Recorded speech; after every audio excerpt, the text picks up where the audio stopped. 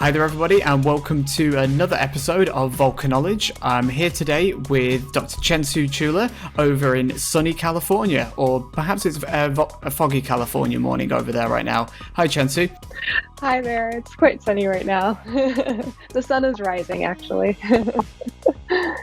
Good. So Cansu is a whole mixture of things. She's a volcanologist, a fluid dynamicist, she's been a planetary geologist, and she's also a dancer. So Cansu, do you want to tell us a little bit more about yourself? Yeah, well, first, it's so wonderful to be here. We met in college actually, and then we were both studying earth science. I was focused on geophysics. But before that, I started doing dance when I was very, very young. And I had this awesome privilege to think about dance and science when I was in high school.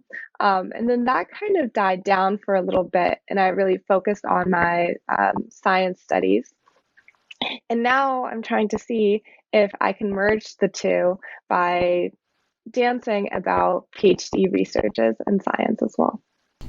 Awesome. It's such an interesting take on ways of communicating science through a different form of media that so many of us are familiar with, but not necessarily tying the two together. So what kind of stoked that desire to want to combine the two again after doing it in high school?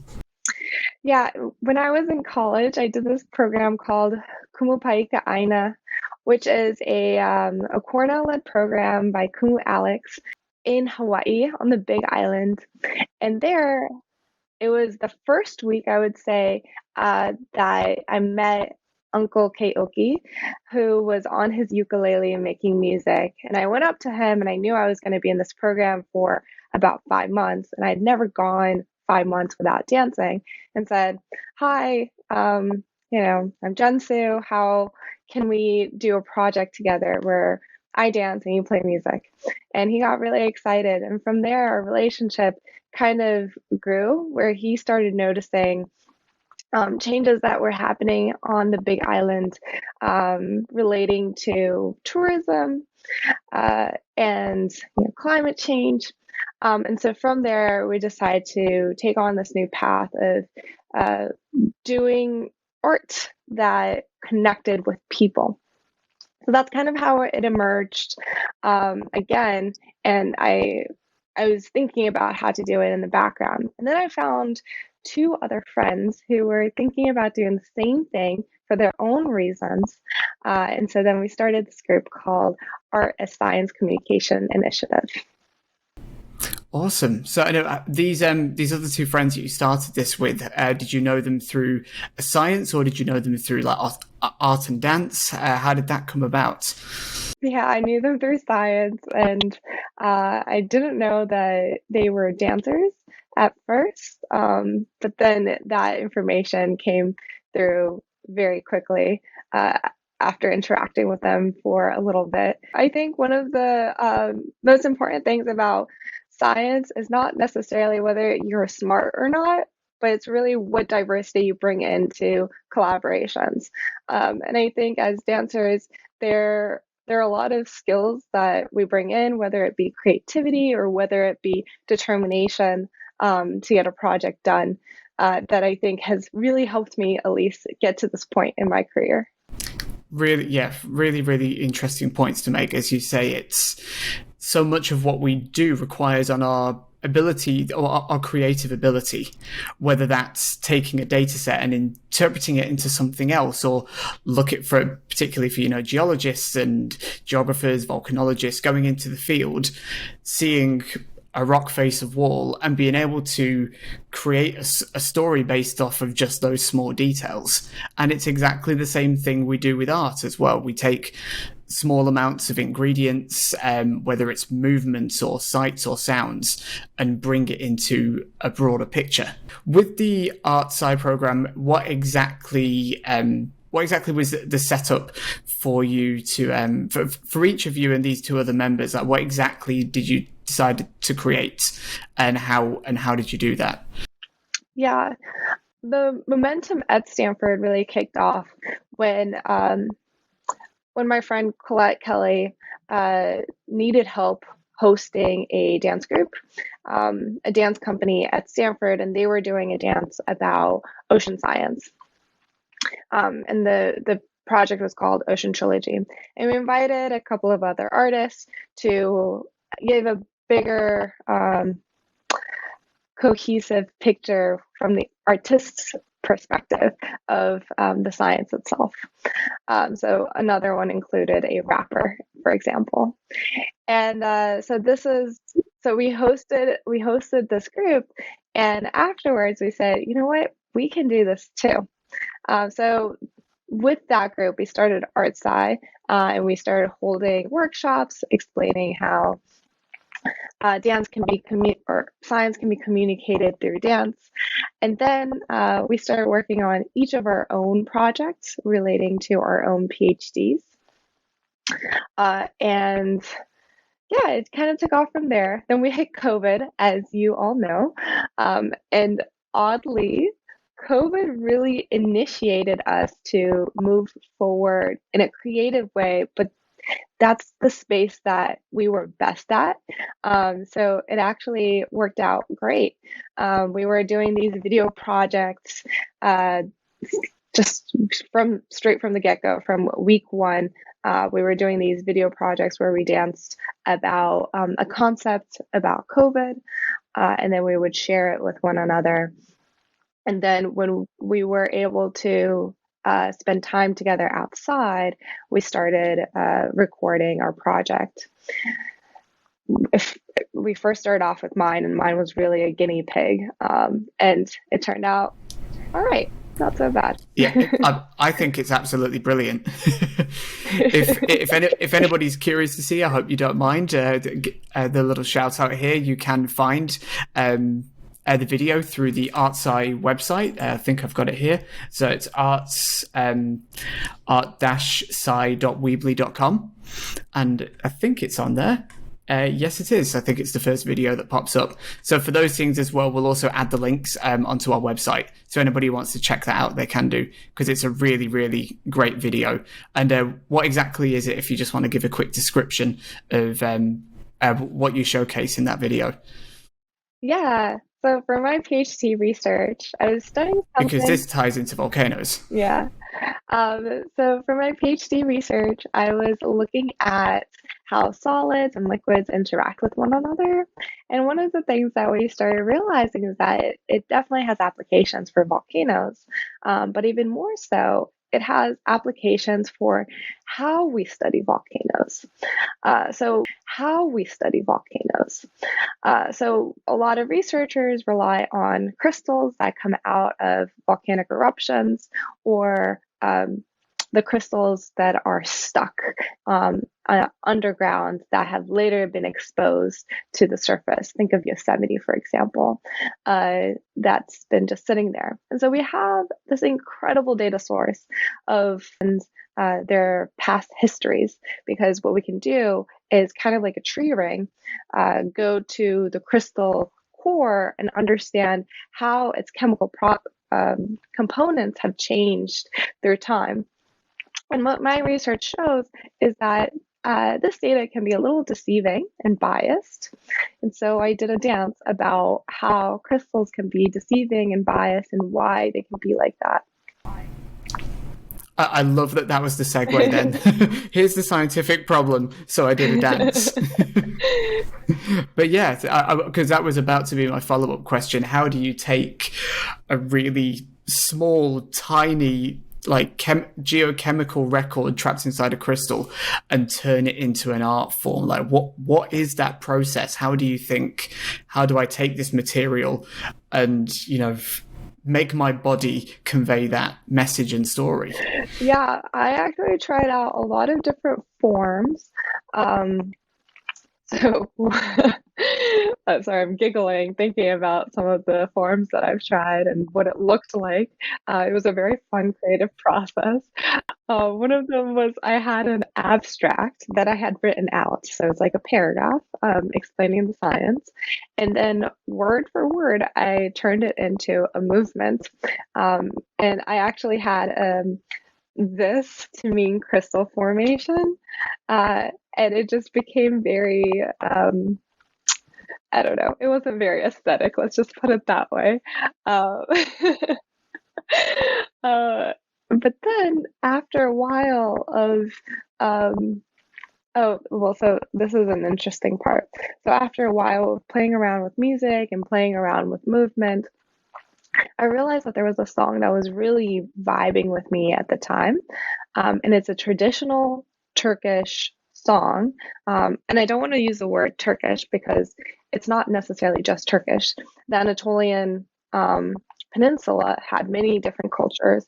And one of the things that connected the different cultures together was music. And so you could have a melody from one corner with words associated with it that would translate very well to another corner of the Anatolian Peninsula.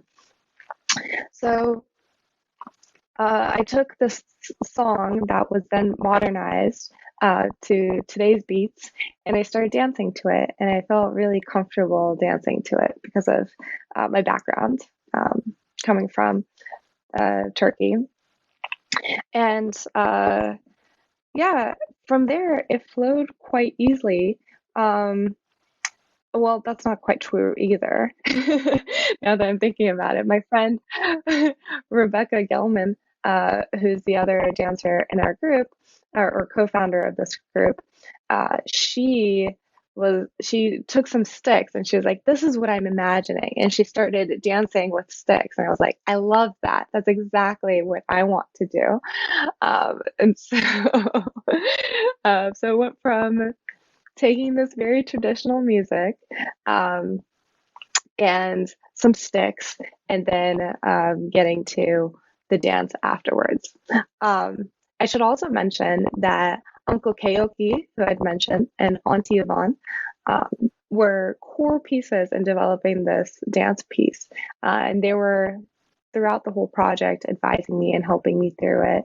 And they advised certain things about camera work, about lighting, which were really, really critical. And my ultimate goal was to put this dance that I had developed to this traditional Turkish music to their song that they had produced. So I had both versions of it to show that juxtaposition of like how you have this very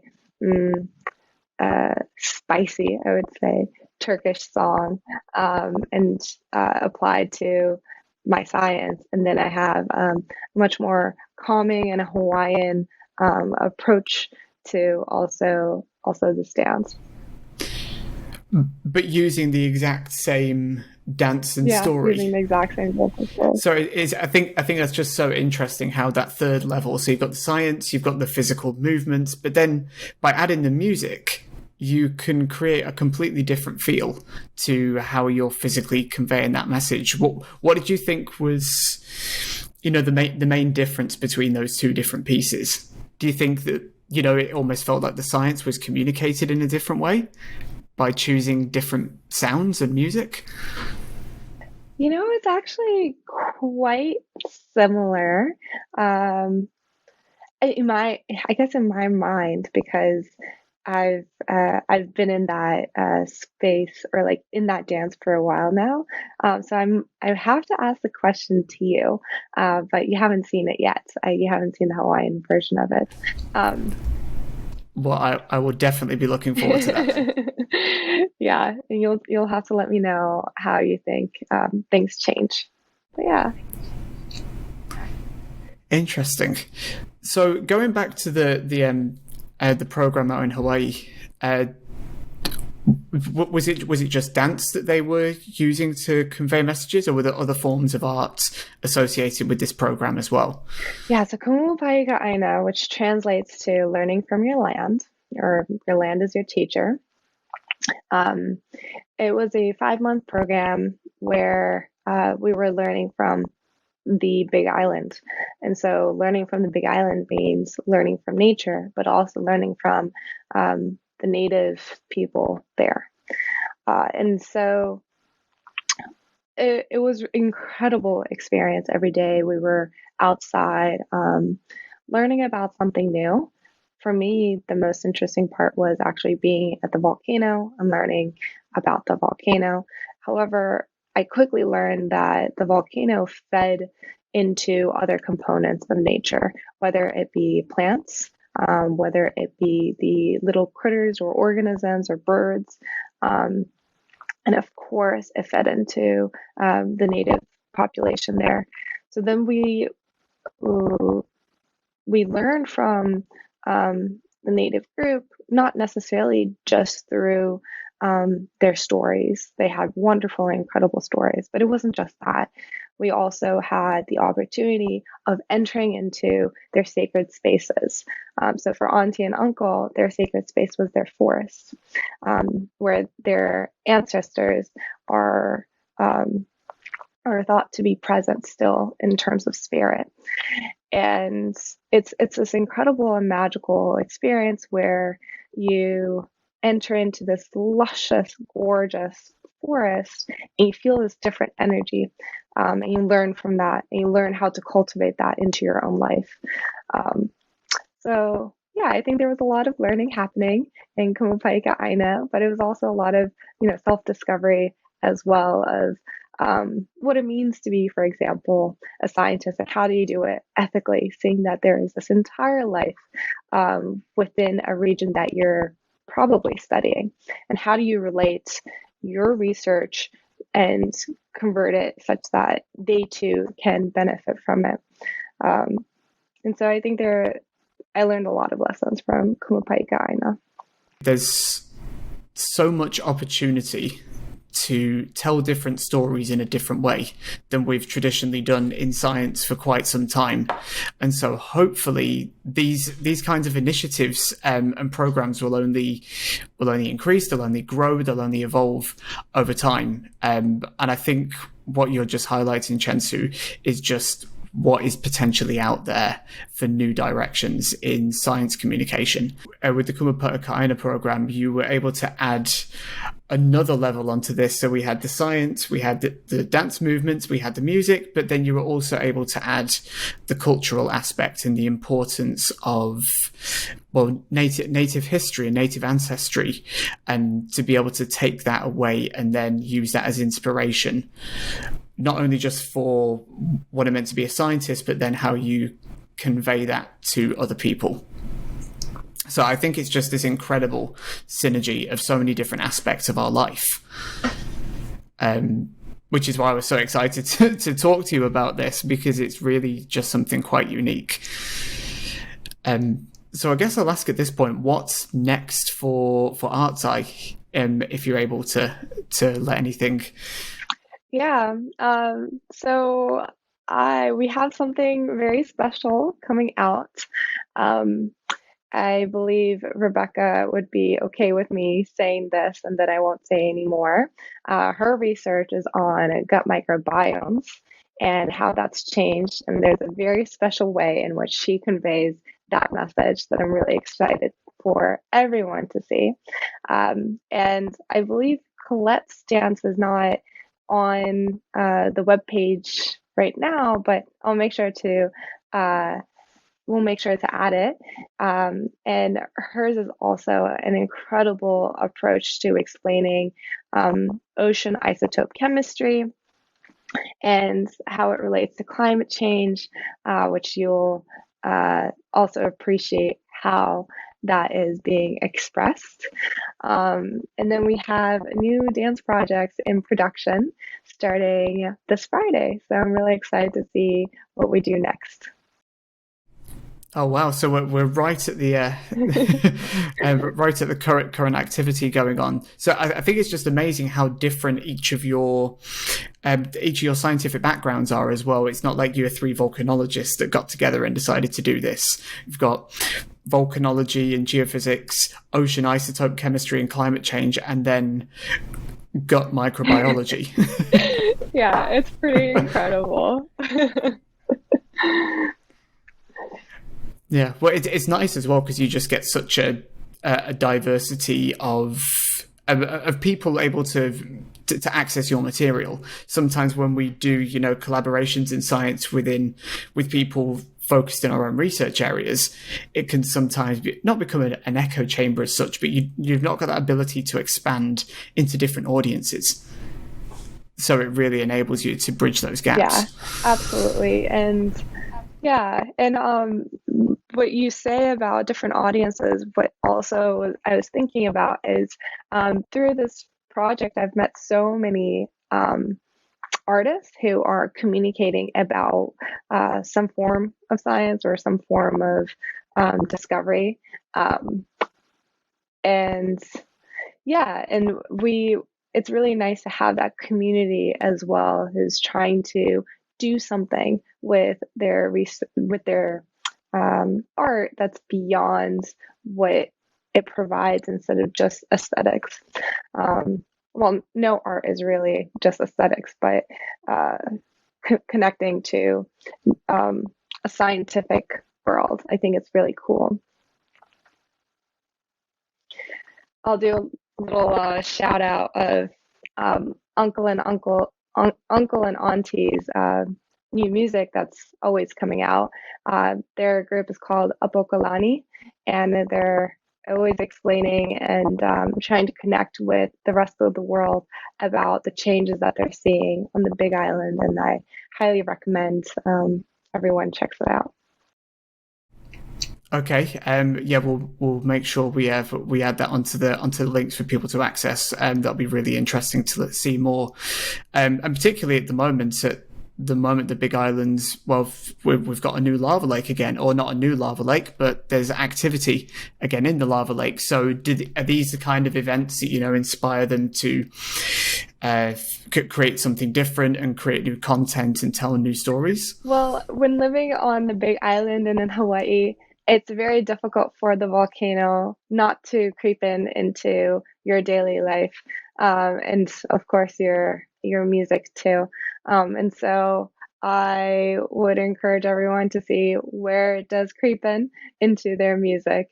But it's so exciting to see Kilauea start to fill up again and see this new activity. So yay! I'm excited to see what new science comes out of this. Yes, it's a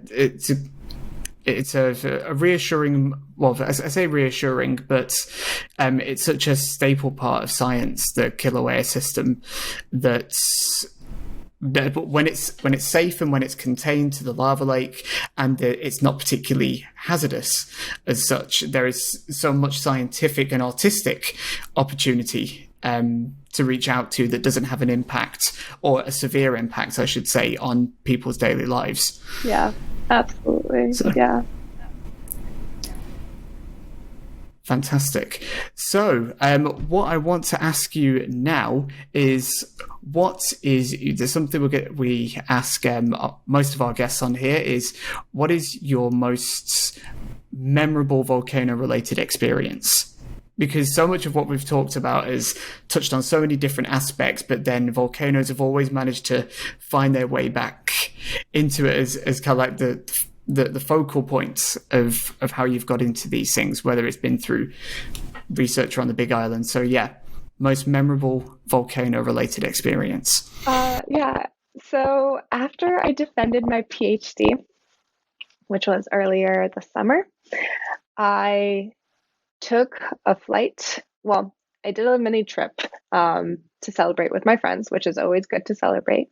And then I got a ticket to go to Iceland, where there was an eruption happening.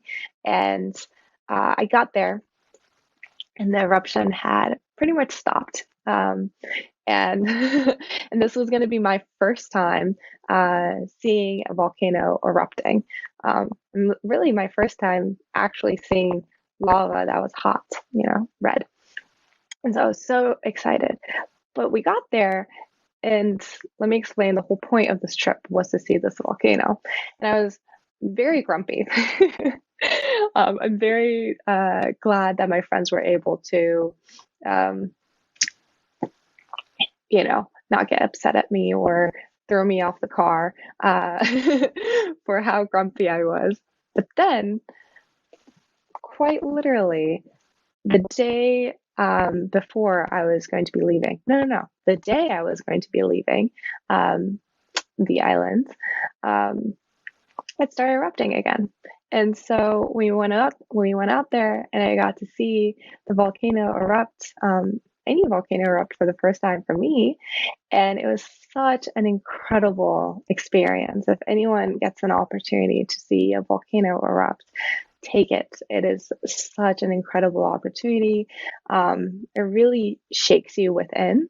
And you smell it, you feel the heat. It's really a fantastic experience. And that would be definitely the most memorable in terms of volcanoes go. But of course, I have to say, the people that I've met is very, very important and dear to my heart. For example, Sam. We've spent plenty of time talking and studying volcanoes together, and that's been such a privilege. And I've also met so many other colleagues who I'm so glad to be calling my best friends. I think that's a perfect place to end. That was such a profound statement. So I guess I will wrap this up by saying, well, we could keep talking for hours, Cansu, as we very well know. But for right now, I want to say thank you so much for joining us on this. Like I said, for everyone listening and watching, all the things we've talked about, we'll upload some of the content and the links, so you'll be able to see some of these fantastic programs and the art that Cansu has contributed to over the years, art and the science that you've contributed to. So thank you so much for joining us today, Cansu, and I hope you'll all tune in for another episode. Thank you.